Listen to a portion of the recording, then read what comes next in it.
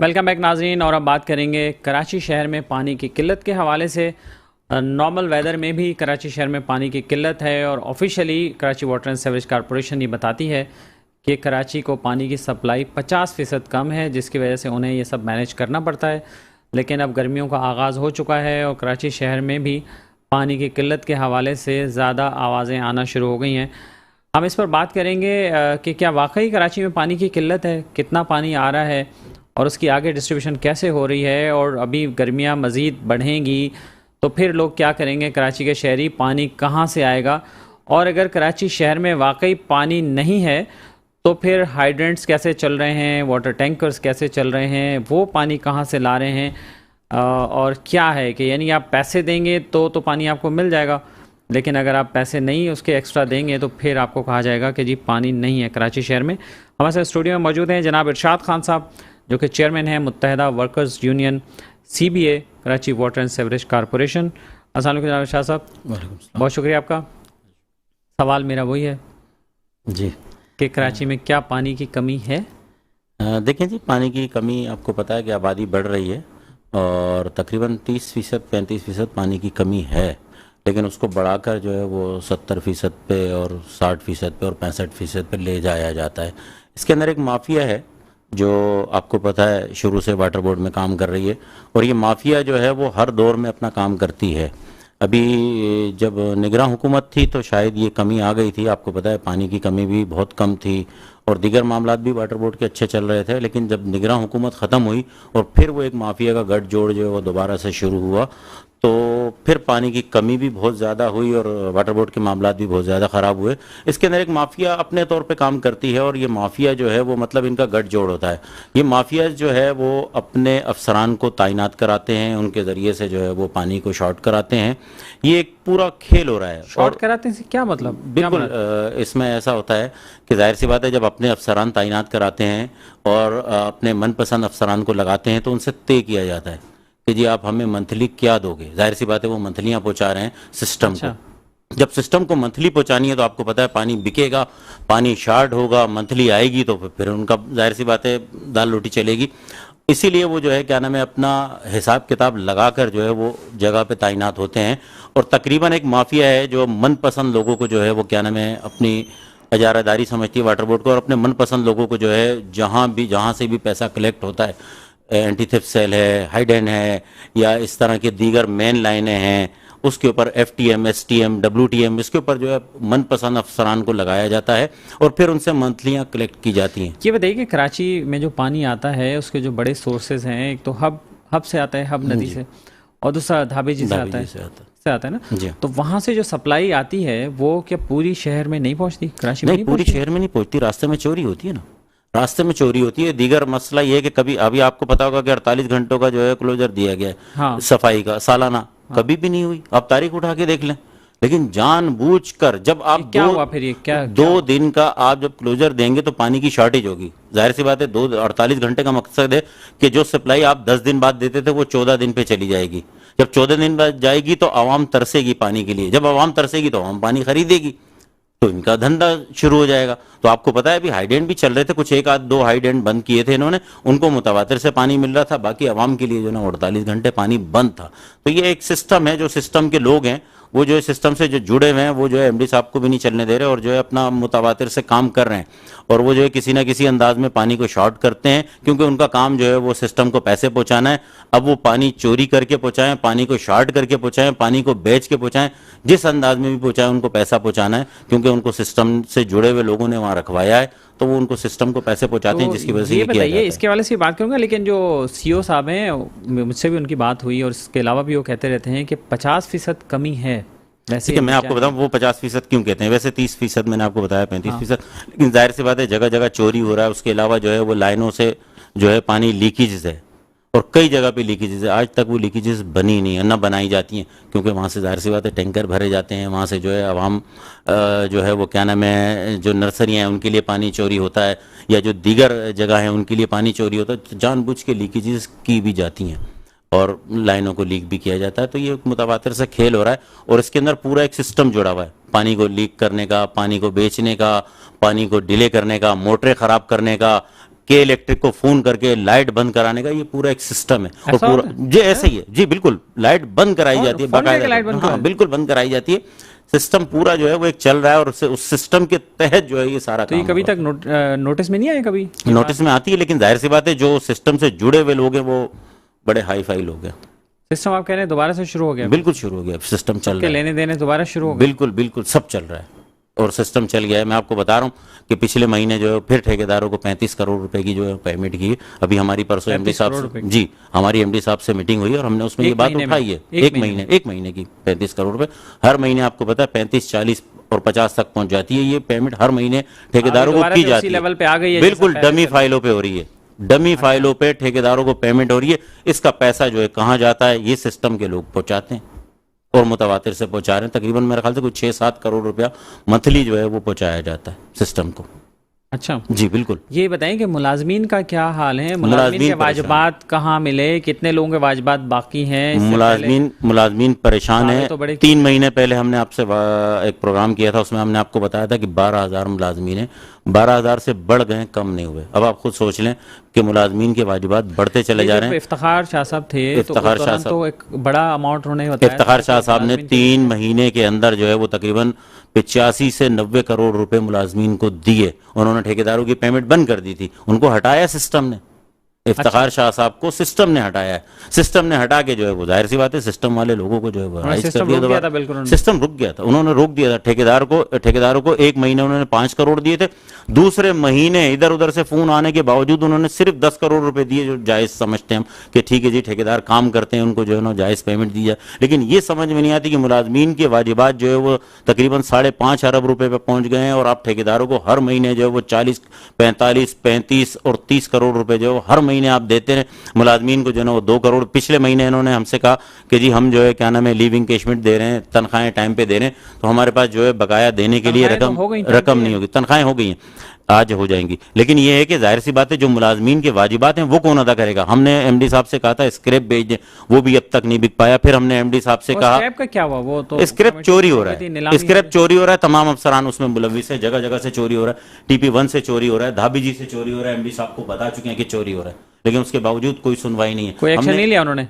नहीं, कुछ भी नहीं, कुछ भी एक्शन नहीं हुआ अभी तक। अगर एक्शन हुआ तो आपको नजर आ रहा होता ना, मीडिया को पता होता कि वो जो रिपोर्ट्स आई थी कई जगहों से, एक्शन ने नील की रिपोर्ट दी थी, लेकिन उनके पास सामान पड़ा। वो कौन कौन सी ऐसी जगह थी और वहां उससे फिर पकड़ा नहीं? TP1 पे आपको पता है कि क्या नाम है स्क्रैप नील आया है, लेकिन वहाँ जो है वो झाड़ियों में से निकला है। मैंने आपको बताया था मुस्लिमाबाद पंपिंग स्टेशन है, वहाँ से जो है क्या नाम है नील आया था। वहाँ स्क्रैप मेरे घर के सामने टनों पड़ा हुआ है, लेकिन नील है। अभी तक जो है वो उस पर कोई इंक्वायरी नहीं हुई। उसके अलावा जो है जगह जगह से चोरी हो रहा है। जिन लोगों ने नील की रिपोर्ट दी उन पे कोई एक्शन नहीं हुआ? नहीं हुआ ना, पूछा ही नहीं गया ना अब तक।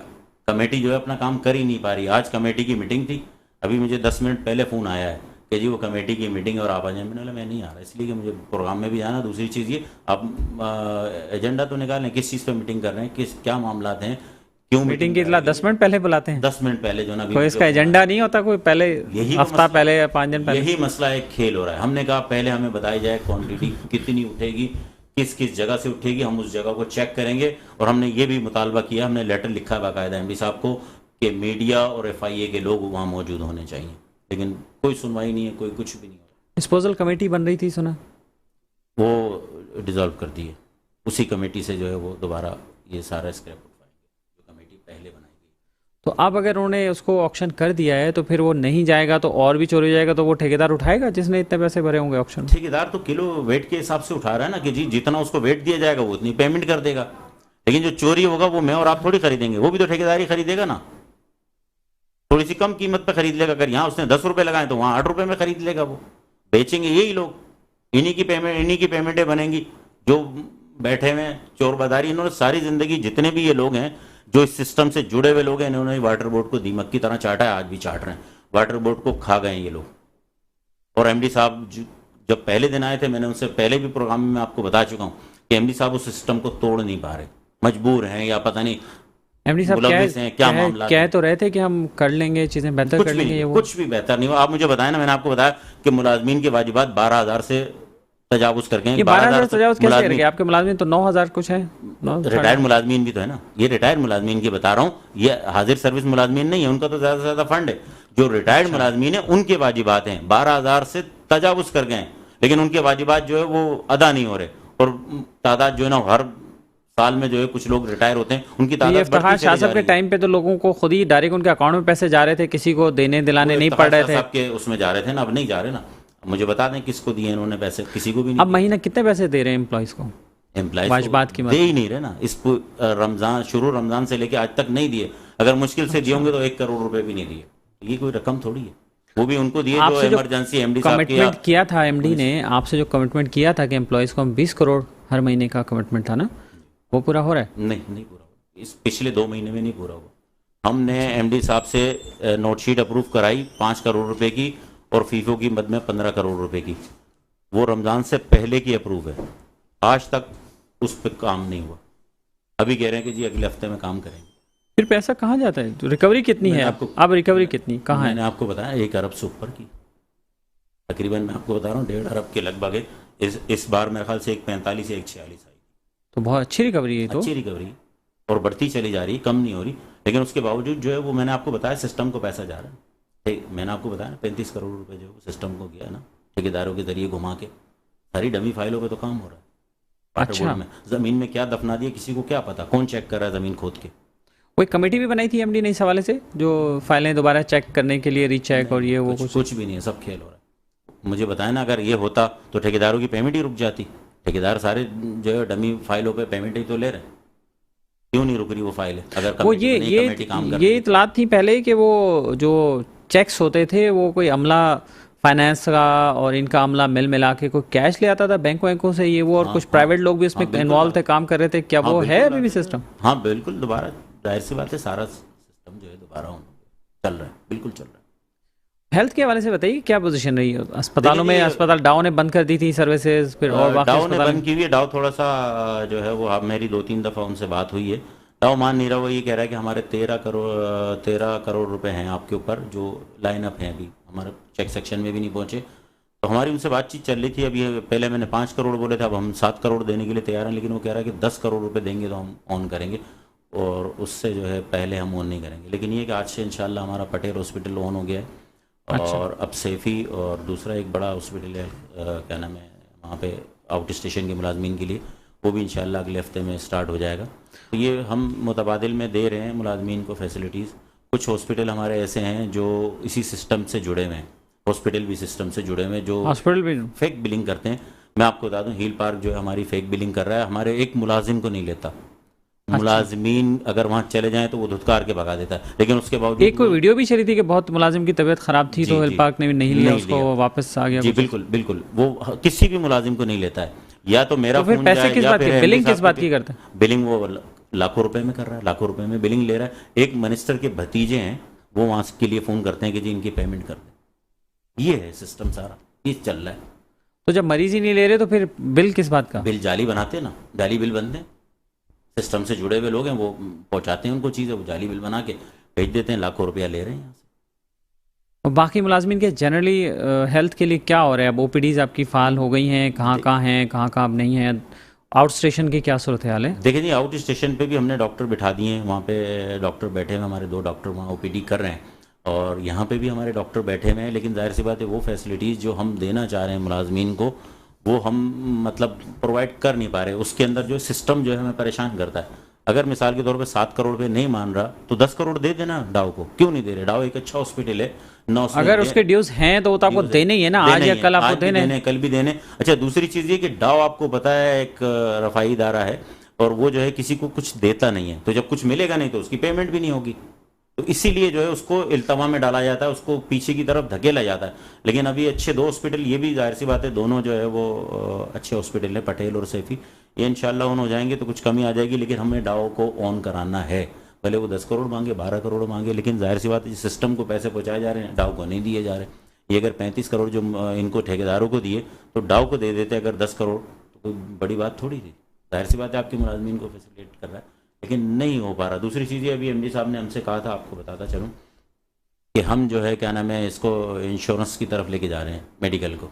हमने अच्छा, 2 टोकन। इंश्योरेंस पहले से नहीं है बोर्ड में, इदारे में? नहीं पहले से नहीं है। कि यूनाइटेड कंपनी है लाहौर की, उसको देने जा रहे थे, हमने क्लियर मना कर दिया। हमने कहा हम इसके खिलाफ हैं, हम किसी सूरत भी आउटसोर्स नहीं होने देंगे। जाहिर सी पहले भी मेडिकल उन्होंने अननोन ग्राउंड पे अननोन लोगों को ऐसे ही दे दिया था उठा के। हाँ, पहले भी दिया था, वो वापस हो गया, लेकिन अब दोबारा जो तो है हम खुद एग्रीमेंट उनसे मांगते रहे, हमें तो आज तक उन्होंने एग्रीमेंट नहीं दिया। हाँ, तो जाहिर सी बात है, दिखाया भी नहीं, कुछ भी नहीं, एग्रीमेंट था नहीं ना। बल्कि हमने ज़्यादा पूछा तो फिर उन्होंने एक टर्मिनेशन का लेटर निकाल दिया उनका कि जी अब आप फारिग हैं ये वो। और पेमेंट तो उन्हें पता चला कि हो गई थी पेमेंट। नहीं, कुछ हो गई थी और कुछ होने वाली है शायद।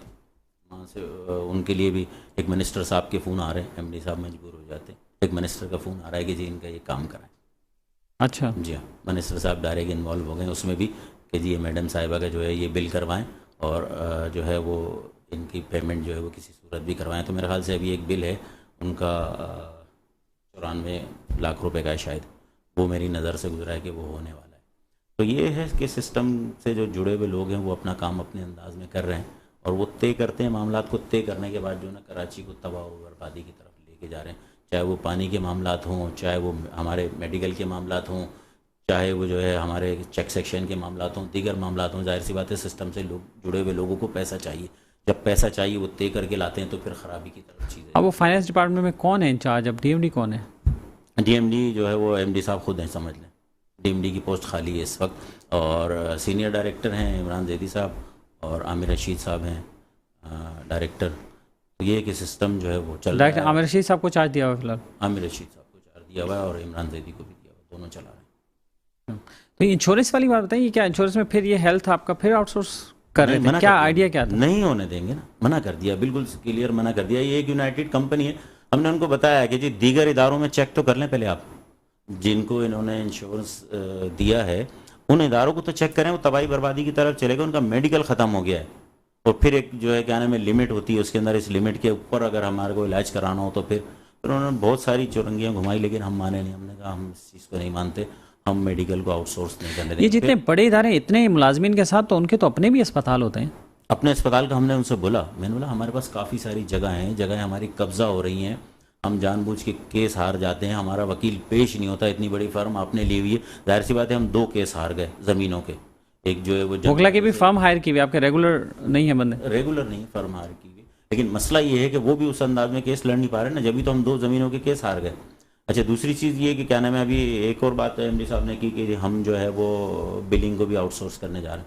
तो मैंने बोला जो आपके पास लोग हैं बिलिंग को भी? जी, बिलिंग को भी। हमने कहा इनको ले लेना। अच्छा, दूसरी चीज़ ये तकरीबन कोई मेरे ख्याल से 4,500 या 4,700-800 अफराद की वैकेंसियाँ पिछले साल तक जो है वो हमारे पास थी। फिर अब कहाँ गई? अभी भी है ना, इन पे अपॉइंट कर लेना आप। क्यों नहीं कर रहे अपॉइंट? ये बात हमने की उनसे मीटिंग के अंदर कि भाई आप अपॉइंट करें, आप जो है इजाज़त लेके इन पे अपॉइंट करें और अपने लोगों को जो है ना बिलिंग पे इस पे लगाएं। नहीं वो यूं था और फलाना था। तो बिलिंग अभी कैसे हो रही है? अभी आपका जो टाउन का अमला है वही कर रहा है? हाँ जी, हमारा जो अमला है वही करता है, बिलिंग पहुँचाता है। बिलिंग जाहिर सी बात है हमारा अमला काम कर रहा है तो रिकवरी बढ़ रही है। बहुत सारी चीज़ें हमने एमडी साहब को बताई हैं, लेकिन वो मतलब शायद ऊपर से निकल जाती हैं या समझ में नहीं आती या फिर वो लेना नहीं चाहते। बहुत सारी चीज़ें हमने उन्हें दी हैं कि देखें इस तरह बेहतरी आ जाएगी, इस तरह बेहतरी आ जाएगी, इस तरह बेहतरी आ जाएगी। तो एमडी साहब वो बताते 1.5 साल हो गया, हमने एमडी साहब को बोला है कि 1.5 साल हो गया, कोई बेहतरी आई नहीं सिवाय इस गार्डन बनने के और ऑफिस पे कलर होने के। ये दफ्तरों की छतें गिर रही हैं? लियाकताबाद में हादसा हुआ, एक छत गिरी है, सुना है साइड टाउन की भी छत गिरने वाली है, सुना है? जी जी, नाजमाबाद साइड टाउन की छत तो बिल्कुल लटकी हुई है। अच्छा, मैं आपको दिखाऊंगा किसी दिन ले जाके, या वीडियो बनवा के मैं मंगवा दूंगा। उसके अलावा हमारा एक लियारी पंपिंग स्टेशन है, वो जो है मतलब पुरानी बिल्डिंग बनी हुई है 1800 कुछ की, बहुत पुराना पंपिंग स्टेशन है और लकड़ियों की बनी हुई है। आप यकीन करें 2 दफ़ा मतलब मजदूर उससे बच चुका है, एक दफ़ा एक मजदूर का सर फट चुका है वहाँ पे। अच्छा, लकड़ियाँ गिरती हैं। इस पे हम बात करते हैं, एक शॉर्ट ब्रेक ले लें, फिर ब्रेक के बाद आते हैं। नाज़रीन एक शॉर्ट ब्रेक है, ब्रेक के बाद वापस आते हैं। वेलकम बैक नाज़रीन, हम बात कर रहे हैं कराची शहर में पानी की किल्लत के हवाले से और Karachi water and sewerage corporation के इक़दाम के हवाले से। हमारे साथ मौजूद हैं स्टूडियो में जनाब इरशाद खान साहब, जो कि चेयरमैन हैं CBA के। इरशाद खान साहब, दफातर की सूरत हाल के हवाले से आप बात कर रहे थे। जी, मैंने आपको बताया कि हमारी एक लियारी की बिल्डिंग है, वो गिरने वाली है और बहुत ज़्यादा लटक गई है। तो सिर्फ हेड ऑफिस की जो है वो रेनोवेशन हुई है, हमने कई जगह का निशानदेही। MD सेक्रेटेरिएट की भी रेनोवेशन हुई, कारसाद ऑफिस के भी, सारा दोनों हेड ऑफिस ही, दोनों हेड ऑफिस की भी। लेकिन मसला ये है कि जो बाकी ऑफिस हैं रेवेन्यू के, वाटर के, सेवरेज के या E&M के, उसमें जो है अभी तक कहीं भी काम नहीं हुआ, और कई बिल्डिंग ऐसी हैं जो बिल्कुल ख़त्म खस्ता हालत पे हैं, और कई जगह पे हमने निशानदेही की। मैं आपको बताता हूँ, ये हमने 6 महीने पहले जो नाज़िमाबाद की जो छत गिरी है, 6 महीने पहले लखताबाद वाली जी जी जी एमडी साहब से अप्रूव करा के इमरान ज़ैदी साहब को 6 महीने पहले आपने जी ऑर्डर 6 महीने पहले दे दी। मेरे पास उसकी डेट भी है, सारी चीज़ें हैं। अच्छा, ये नाज़िमाबाद की फ़ाइल जो है हमने दे दी थी। वहाँ उस टाइम डायरेक्टर थे अख्तर हुसैन साहब, उन्होंने मुझे फ़ाइल दी थी कि अरशाद भाई ये छत गिर रही है और हमें ऑफिस बनाना है, तो थोड़ा सा ये ज़रा देख लें एमडी साहब से। तो 6 महीने पहले हमने दी थी। जब वो छत गिरी है तो अब जाके जो है ना वो बनेगी। फाइल कहाँ गई थी फिर? फाइल जो है वो दे दी थी हमने इमरान ज़ैदी नहीं साहब तो वो कहाँ गई, मतलब अप्रूवल नहीं हुई थी उसकी? अप्रूवल करके दी थी। अप्रूवल हो गई फिर भी काम नहीं हुआ? फिर भी काम नहीं हुआ। इसी तरीके से और कई जगह हैं जहाँ अप्रूवल हो जाती है। पैसे इशू हो गए होंगे मोस्ट प्रोबेबली। हो सकता है हो गए हों, हो सकता है ना भी होंगे। मतलब क्यों झूठ बोलूं, इसमें मालूमात नहीं है कि हुए हैं या नहीं हुए, लेकिन फाइल अप्रूव करा के दी थी। लेकिन देखिए अगर वो उस वक्त करा लेते तो ये हादसा नहीं होता ना। हादसा नहीं होता। ये तो उसके मौजूदा अलावा- तौर पर लोग बच गए। इसके अलावा और बहुत सारी बिल्डिंगें, जैसे मैंने आपको बताया लियारी की। अब किसी दिन आप चलेंगे पंपिंग स्टेशन पे तो आप खुद अंदर जाते हुए डरेंगे, लेकिन वहाँ मुलाजिम हमारा काम कर रहा है, अपनी जान पे खेल रहा है। वो किसी वक्त भी वो छत गिर सकती है। और अब मुझे इतला है कि साइड टाउन का ऑफिस जो है वो भी बिल्कुल शेबी कंडीशन में वो भी गिर रहा है। खत्म हो गया। साइड टाउन के ऑफिस जो है वो 3-4 ऑफिस बने हुए हैं साइड टाउन के। वहाँ केमाड़ी भी है, वहाँ जो है बल्दिया भी है, और साइड टाउन भी है, और जो है और वो एक ही जगह पे एक ही बिल्डिंग के तो अंदर सबकी हालत एक ही जैसी होगी जी, तकरीबन। बिल्कुल मखदूश हैं सारे। और जाहिर सी बात है इसमें एक्सीएन का भी किरदार है। अगर एक्सीएन मतलब आपको पता है हर महीने उनकी कोटेशन होती है तो बना सकते हैं उसमें, लेकिन वो भी नहीं बना। वहाँ पे एक ऑफिस था पहले, सुना है इतला ये है कि जी पुराना एक ऑफिस हुआ करता था जो अब बंगला बन गया, वहाँ पे कोई अफसर रहता है और वो भी बड़ी जगह है, बड़ी सी होता है। खाली जगह है, आपको पता है, जिसको मिलती हैं वो कहीं ना कहीं रिहाइश रख लेता है। इससे मैं ये कहता हूँ कि जैसे अभी मैंने आपको बताया कि हमारे 2 प्लाट जो है वो हम केस हार गए कोर्ट से, तो जाहिर सी बात है अगर मिसाल के तौर पे दूसरे लोग कब्जा कर रहे हैं और वो हम केस हार जाते हैं तो उस पर हम क्यों ना अपने मुलाजमीन को, मैंने 2-3 दफ़ा एमडी तो साहब इस से केस हारने पे एमडी ने पूछा नहीं उनसे कि भाई क्यों आप हारे और क्यों नहीं गए? आप जैसे आप कह रहे थे वकील जाते नहीं है। वकील जाते ही नहीं। मैंने आपको बताऊं कि जो हमारा आपने देखा होगा जो हमारा सिविक सेंटर पे हेड ऑफिस है उसके बराबर में हमारा एक बड़ा प्लाट था, और वो वाटर बोर्ड की मिल्कियत था, लेकिन वाटर बोर्ड के पास जो है वो डॉक्यूमेंट्स नहीं है कई ज़मीनों के। जो कब्जा करना चाहता है कर लेता है वो।